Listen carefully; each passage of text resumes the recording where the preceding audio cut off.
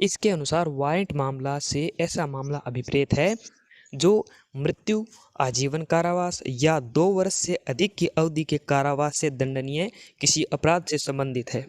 यानी जिसके अंदर 2 वर्ष से ज़्यादा की सज़ा मिलती है, 2 वर्ष से ज़्यादा की सज़ा अगर किसी अपराध के अंदर है तो वो जो मामला है वो वारंट मामला कहलाता है, समन मामला नहीं कहलाता है। तो अब इसके अंदर जो है वो लोगों को 10 साल की सज़ा, 15 साल की सज़ा, जो है वो 20-20 साल की सज़ा उम्र कैद लोगों को मिल जाती है, फांसी की सज़ा लोगों को हो जाती है। तो ये जो बड़ी बड़ी सज़ाएं होती हैं तो ये वारंट मामला होता है, इसके अंदर वारंट इशू किया जाता है और जो है पुलिस तुरंत उसको पकड़ लेती है और कई बार तो जो है वो बिना वारंट के ही अन्वेषण जारी कर देता है। पुलिस अधिकारी जो होता है बिना मजिस्ट्रेट जो है उसकी परमिशन नहीं लेता है वारंट मामले के अंदर, कई बार तो अन्वेषण वो जारी कर देता है। तो ये था। और इसके अंदर ये क्या बता रहा है, जो समन मामला से ऐसा मामला अभिप्रेत है जो किसी अपराध से संबंधित है और वारंट मामला नहीं है।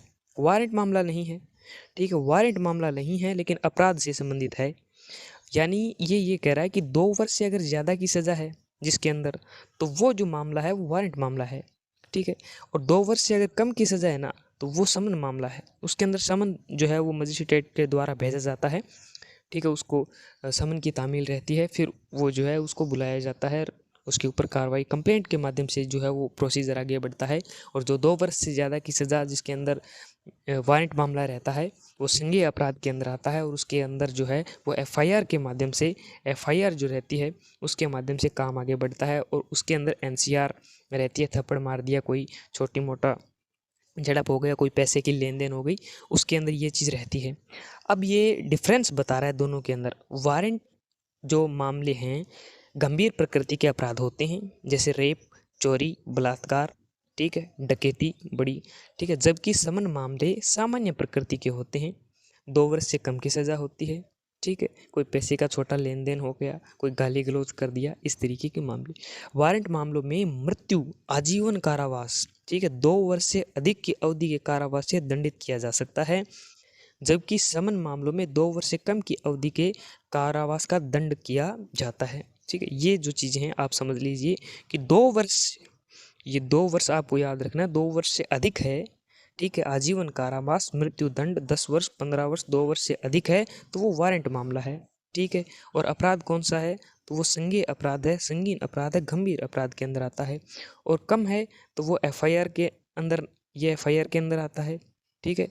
अन्वेषण पुलिस, जो पुलिस अधिकारी है वो शुरू कर देता है बिना मजिस्ट्रेट के, ठीक है। और इसके अंदर जो है वो कंप्लेंट होती है, एनसीआर जो है नॉट कॉग्निजेबल ऑफेंस, उसके माध्यम से चीज़ें आगे बढ़ती है। मजिस्ट्रेट जो है वो, मजिस्ट्रेट के यहाँ पर कंप्लेंट दर्ज होती है, फिर जो है वो 2 वर्ष से अगर कम की सज़ा है तब आप कंप्लेंट करते हैं मजिस्ट्रेट के यहाँ पर और जो है फिर कार्रवाई आगे चलाई जाती है, उसको समन किया जाता है। अब आगे ये 3 नंबर जो है वो क्या कह रहा है कि वारंट मामलों में जमानत सामान्यतः आसानी से मिल जाती है, सॉरी, वारंट मामलों में जमानत सामान्यतः आसानी से नहीं मिलती, आसानी से नहीं मिलती भाई, ठीक है। जज जो है वो सारी चीज़ें देखता है, विचार विमर्श करता है कि भाई इसको जो है जमानत देना सही होगा या नहीं। अगर इसको जमानत दे दी जाए तो हो सकता है ये जो गवाह हैं, एविडेंस है, उसके साथ छेड़छाड़ कर दे।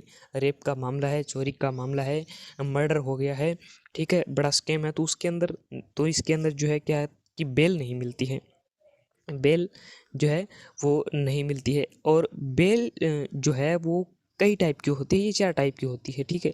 एंटीसिपेटरी बेल हो गया, ठीक है, रेगुलर बेल हो गया, डिफ़ॉल्ट बेल हो गया, अंतरिम मतलब जो संवैधानिक बेल होती है। जैसे डिफ़ॉल्ट बेल है तो वो चार्जशीट दायर अगर नहीं कर पाती है पुलिस, अगर पुलिस जो है वो चार्जशीट नहीं कर पाती है 90 दिन के अंदर, तो डिफ़ॉल्ट बेल अपने आप मिल जाती है। एंटीसिपेटरी बेल है तो अगर आपको लगता है कि पुलिस आपको पकड़ के ले जाएगी तब वो एंटीसिपेटरी बेल जो है वो ली जाती है। ऐसे बेल 4 टाइप की होती है, आपको पता होना चाहिए।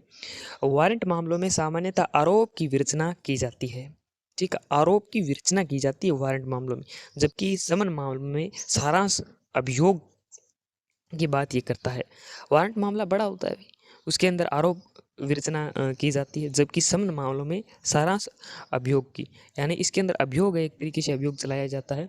अभियोग तो इसके अंदर भी चलाया जाता है लेकिन आरोप की विरचना रहती है, इसके अंदर आरोप लगाए जाते हैं कि तेरे ऊपर ये आरोप है कि तूने रेप किया है, तूने जो है वो चोरी की है।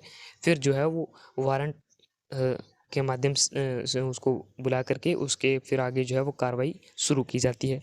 ये था वारंट एवं समन मामला। उम्मीद करता हूँ ये छोटी सी वीडियो आपको अच्छी लगी होगी। आपने मेरी वीडियो को सुना उसके लिए बहुत बहुत धन्यवाद और थैंक यू।